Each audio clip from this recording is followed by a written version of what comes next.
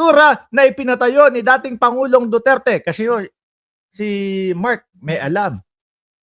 Di ba? Si Boy Lighter wala eh. Dinadaan sa tawa. Tapos kunyari, wala akong alam. Pero totoo, walang alam. Utang ina mo.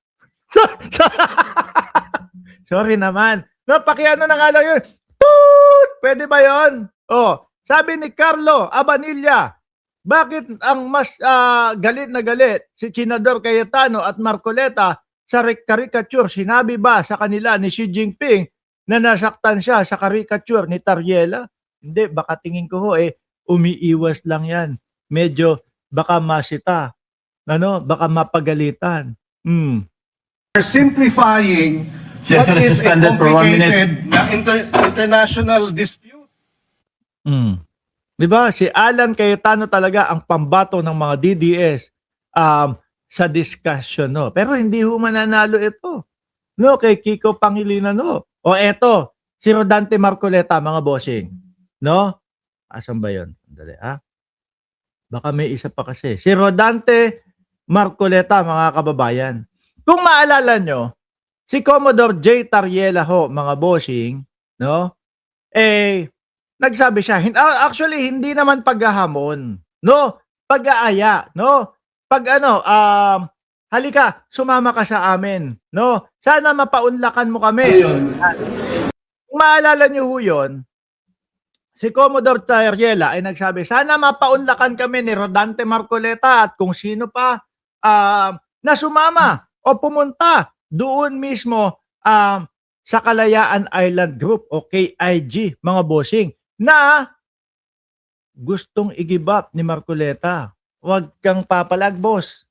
May video kami sa inan. No, hindi ka pwedeng pumalag. Parehas yan noong there is no such as West Philippine Sea, Brad. Di ba?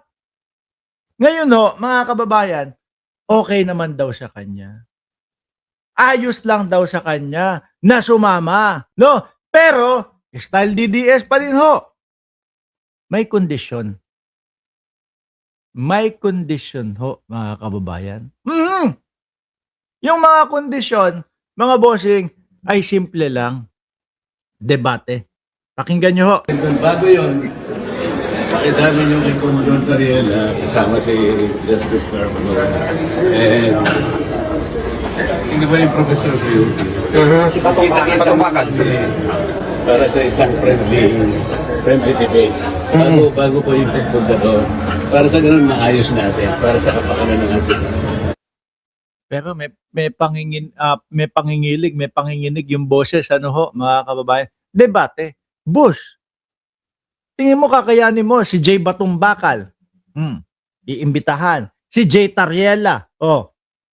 Iimbitahan. No? Para magkaroon ng pag-uusap. Mga boss, sir, no? Di hamak naman na mas may say yung mga sinasabi at mas may maayos na pagpapaliwanag yung mga sinasabi niyang mga yan. Di ba? Ang tagal na nilang nandyan at ang tagal nang lumalaban para sa mga Pilipino, para sa teritoryo ng Pilipinas. Di ba? Pero hindi. Sana mga kababayan, sana mangyari iyan. Gusto ko mangyari yan, mga bossing. Tapos, sana lang po, wag yung closed door o wag yung sila-sila lang. Maganda, merong isang estasyon no? Like GMA. Yan, mga ganyan. O kaya sa Bilyonaryo News. Di ba? Kagaya ng mga presidential debate. Pagharapin sila. Bakit to? Para maliwanagan din ang mamamayang Pilipino. Malaman, Sunny Reyes, wag niyong dikitan. Mayroong Tina, it's nakakahawa, sabi ni Sunny Reyes. Para malaman ng mamamayang Pilipino kung sino po ba ang tama at sino ang mali.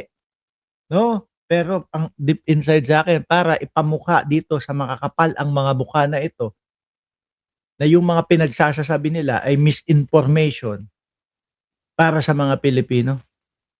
Di ba? Ganon sana. Kunyari, Bilyonaryo News. Tayo, yan, di ba?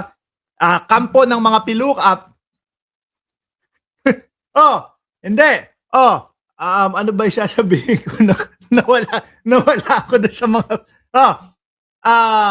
kampo ng mga pro-Philippines at kampo ng mga gustong i-give up yung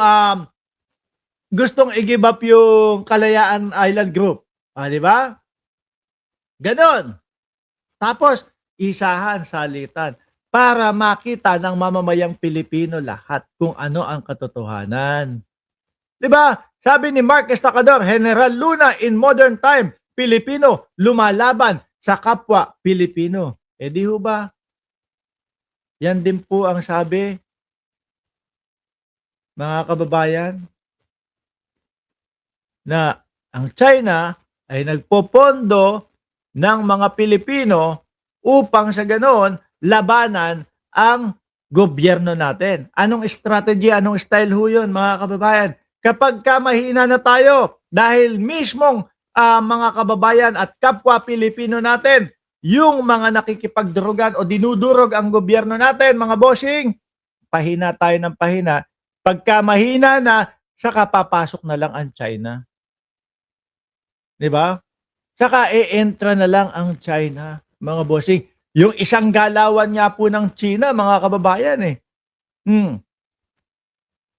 pinakinabangan nila yung mga sinasabi na di umano na mga birth certificate na gawang Davao daw ho, mga kababayan. Tapos ano gagawin? Bibili ng malalaking lupa doon sa Palawan. Tapos ikukunik nila yon doon sa naratibo nila na ang sinasabi nila ang Palawan ay parte ng China noong mga unang panahon. Base doon sa hanggang sa susunod na mga panahon, kapag nagtagumpay itong mga ito, pati Palawan, idinidepensa na natin sa kanila. Di ba? Kaya delikado yung mga pinagagawa at delikado yung mga nangyari. Dali Babe Castro, shout out sa iyo, no? Nung panahon ni dating Pangulong Duterte. Diyan naman nagkalat lahat yan Tingnan nyo nga yung Pastillas time. Di po ba?